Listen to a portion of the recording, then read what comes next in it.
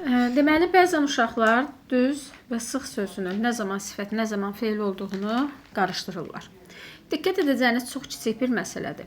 Əgər düz və sıxdan sonra 4 variantlı şəkilçi gəlirsə, 4 variantlı şəkilçilərimiz hansıdır?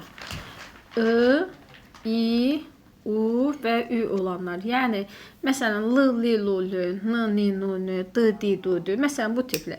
Əgər 4 variantlı şəkilçini görürsünüzsə, bu zaman deməli, bunun kökü feildir. Əgər 2 variantlı şəkilçi görürsək, yəni A və Ə tərkibində bu saitlər olan. Əgər bunları görürsünüzsə, deməli, bunun kökü sifətdir.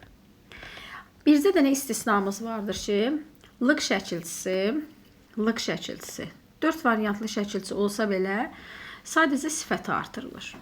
Ancaq sifəti. Bircə dənə 4 variantlı şəkilçi budur ki, sifəti artırılır. Baxın, məsələn, sıxlaş. Mən burada nə gördüm? Laş, ləş, 2 variantlı şəkilçi. Deməli, biz nə dedik? 2 variantlı şəkilçidirsə, nə olacaq? Sifət olacaq. Deməli, bunun kökü sifətdir. Sıxıl. Burada neçə variantlıdır? 4 variantlıdır. Deməli, kökü nədir? Feil.